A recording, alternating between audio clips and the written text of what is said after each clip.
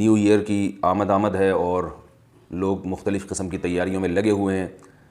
پوری دنیا میں ابھی کرسمس منایا گیا اور اب نیو ایئر منایا جا رہا ہے. ہم اگر کلمہ نہ پڑھتے اللہ نہ کرے معاذ اللہ، ہم اگر مسلم نہ ہوتے معاذ اللہ، اللہ ہمیں بچائے، تو پھر مجھے یہ کلپ ریکارڈ کروانے کی ضرورت نہیں تھی اور علماء کو اس ٹاپک پر بولنے کی ضرورت نہیں تھی. اس لیے کہ جو سب کر رہے تھے ہم بھی وہ کرتے، ہم بھی نیو ایئر کی تیاریاں کرتے، ہم بھی جو کچھ کر سکتے خوشی منانے کے لیے وہ کرتے. لیکن ہم چونکہ مسلمان ہیں اور قرآن مجید میں اللہ تعالیٰ کا ارشاد ہے یا ایھا الذین آمنوا ادخلوا فی السلم کافہ، اے ایمان والو اسلام میں مکمل داخل ہو جاؤ.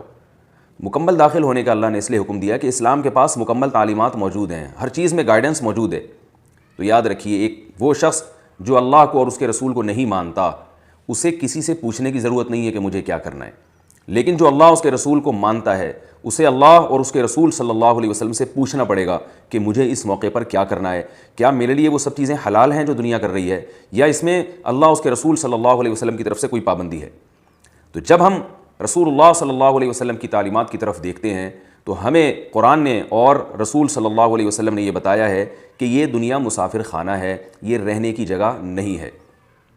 انما الحیات الدنیا لعب و لہو، کھیل تماشا ہے، وزینۃ، ایک زینت ہے، وتفاخر بینکم وتکاثر فی الاموال والاولاد. تو یہ ایک مسافر خانہ ہے. رسول اللہ صلی اللہ علیہ وسلم نے فرمایا میری مثال ایک مسافر کی طرح ہے کہ جو درخت کے نیچے آرام کرنے کے لیے لیٹ گیا اور پھر اس نے آگے سفر کرنا ہے. تو یاد رکھیے جو مسافر ہوتا ہے وہ کسی جگہ پہ اسٹے اس نیت سے کرتا ہے کہ میں نے آگے جانا ہے. تو ہم بھی جب دنیا میں آئے تو اللہ نے بتایا کہ یہ سفر ہے جو آہستہ آہستہ آہستہ آہستہ ختم ہو رہا ہے اور تمہیں قبر کے قریب لے کے جا رہا ہے. اب اگر 2019 ختم ہو رہا ہے تو اس کا مطلب یہ نہیں ہے کہ آپ کو ایک نئی زندگی مل رہی ہے، بلکہ اس کا مطلب یہ ہے کہ جتنی زندگی آپ کو ملی تھی اس میں ایک سال مزید کم ہو گیا اور آپ قبر کے مزید قریب چلے گئے. تو اگر آپ اپنی قبر سے مطمئن ہیں، آپ کے اعمال ایسے ہیں کہ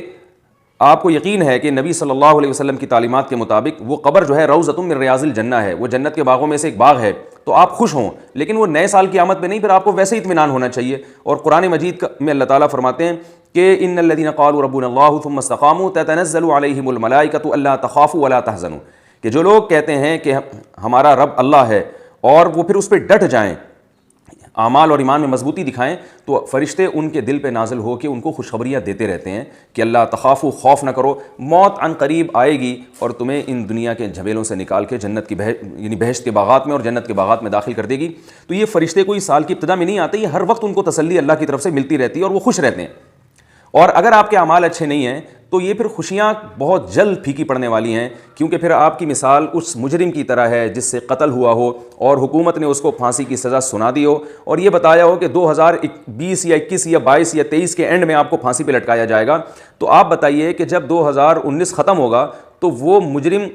خوش ہوگا یا پریشان ہوگا؟ یقیناً وہ پریشان ہوگا کہ میری زندگی میں ایک سال مزید کم ہو گیا، 2023 یا 2022 یا 2021 جو بھی مجھے حکومت نے پھانسی کا ٹائم سنایا ہے اس ٹائم کے آنے میں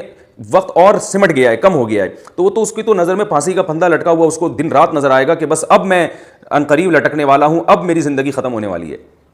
تو کتنی بڑی حماقت ہے کہ آپ موت کے قریب ہوتے جا رہے ہیں اور اس پہ عبرت کے بجائے آپ خوشیاں منا رہے ہوں. دنیا میں اس سے بڑا بیوقوف کوئی ہوگا